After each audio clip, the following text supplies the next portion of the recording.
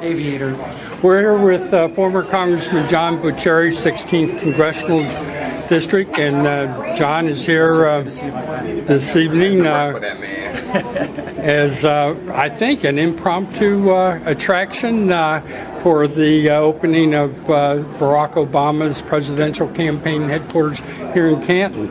Welcome back to Canton, John. Well, Martin, I'm a surrogate for President Obama, and there's no question we need to return him for 4 more years. Now, in 2008, the spread in Stark County was about 52% to 46% over John McCain. You expect a repeat of those numbers in Stark County? Well, it's going to be a close election. All the polling data shows that, and the campaign's just beginning, and in terms of voters starting to really pay attention to 2 candidates that have been chosen to represent their respective parties. So I think at the end of the day, that choice couldn't be more stark in Stark County. Now, the president's going to need some support in Congress, as you observed in your remarks to the crowd this evening. How do you size up the congressional races, starting over there in your neck of the woods in Alliance, 13th Congressional District, and your friend Tim Ryan? Well, Congressman Ryan's going to go back to the Capitol Hill. He's going to win. There's no question about that. There's a close race just north of my residence between Betty Sutton and Congressman Renacci. And right now, I've seen the latest polling, and Betty Sutton's a few points ahead. It's within the margin of error, but it's going to be a close race there as well.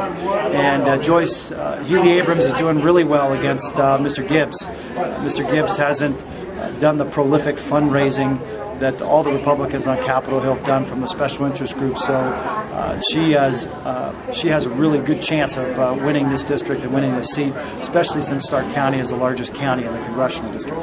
That could be the surprise in Ohio for congressional elections. Yes. Oh, there's no question.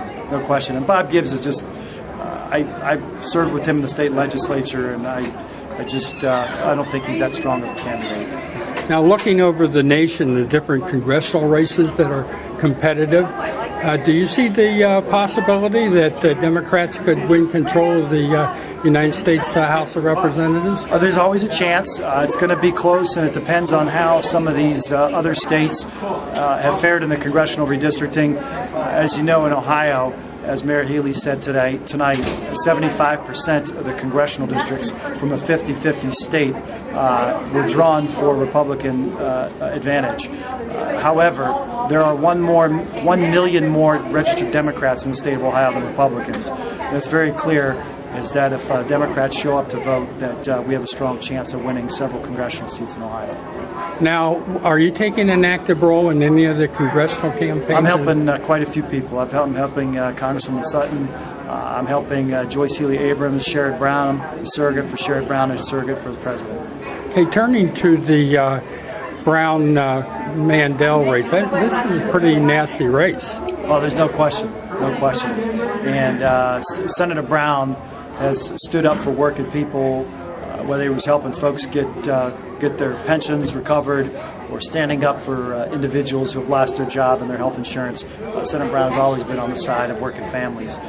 Josh Mandel has a very thin resume. While we acknowledge and acknowledge him and thank him for his service to the country and the United States Marines, that in and of itself is not a qualifier to be elected to the United States Senate.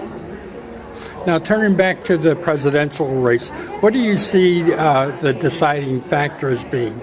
Well, the economy is on what's on people's minds, and I think it's going to come down to a choice of who's going to stand with them as they fight and claw their way back out of this great recession. They're going to have a candidate, or a president rather, who has taken his tax dollars and shipped those overseas to avoid paying income tax.